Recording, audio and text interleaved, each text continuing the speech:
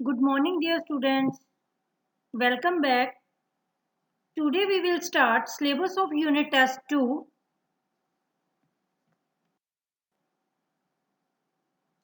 Open your Hindi book, Pratibha Hindi Pathmala.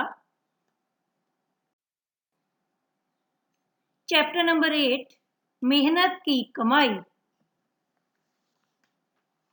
एक गांव में मंगू नाम का एक किसान था। वह बहुत मेहनती था। सुबह ही अपने बैलों को खेत ले जाकर काम में लग जाता। एक दिन जब मंगू अपने खेत में काम कर रहा था, वहां से राजा घोड़े पर सवार होकर निकले। तो मंगू को लगा कि कोई चमकती चीज नीचे गिरी। जब उसने वहां जाकर देखा तो राजा का हीरों का हार था, जो उनके गले से गिर गया था। मंगू ने राजा को आवाज लगाई, लेकिन उन्हें आवाज सुनाई नहीं दी। मंगू ने हार पेड़ की टहनी पर लटकाया और दोबारा अपने काम में लग गया। शाम को वह हार लेकर महल चला गया। मंगू ने राजा को जाकर वह कीमती हार दे दिया। राजा उसकी ईमानदारी से प्रसन्न हुए। राजा ने कहा कि मुझे समझ नहीं लग रही कि तुम्हें क्या इनाम दूं। मंगू ने कहा, मुझे इनाम की जरूरत नहीं है महाराज, मुझे जाने की आज्ञा दीजिए। परंतु राजा ने उसे अपने महल में ही रख लिया और कहा कि तुम्हें काम करने की जरूरत नहीं, तुम महल में आरामदायक जीवन जियो। 15 दिन बाद मंगू राजा से आज्ञा लेकर अपने परिवार से मिलने गया।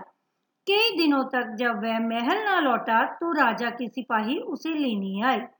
तो वह खेत में काम कर रहा था। वे सिपाही उसे राजा के पास ले गए।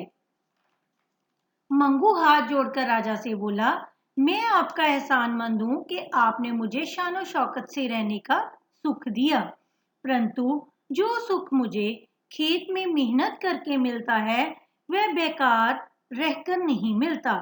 इस तरह मैं कामचोर बन जाऊंगा।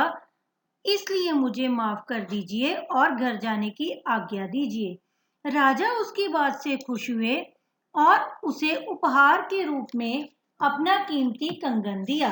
मंगू खुशी खुशी अपने घर वापस चला गया। संदेश: मेहनत करके जो सुख मिलता है वह निठल्ला रहकर नहीं।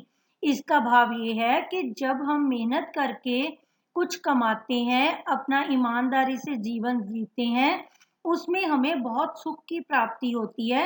अगर हम फ्री बैठकर बेकार रहकर सारा दिन बैठे रहें, किसी दूसरे पे डिपेंड रहें, तो हमें किसी चीज की प्राप्ति नहीं होती, वो सुख प्राप्त नहीं होता जो मेहनत करने से प्राप्त होता है।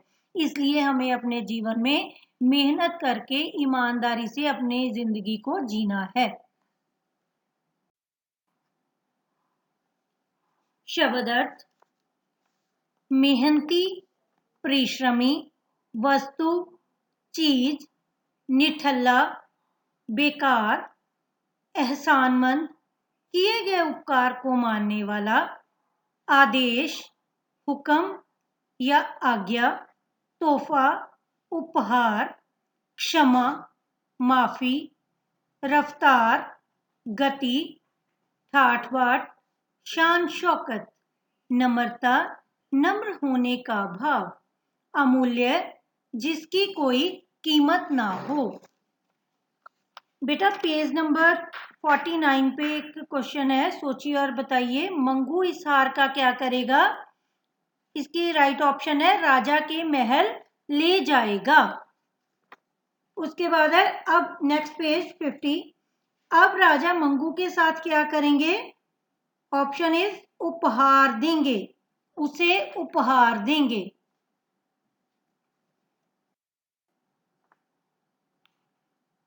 Today your homework is you will read this chapter lesson number 8 and learn word meanings. Have a nice day.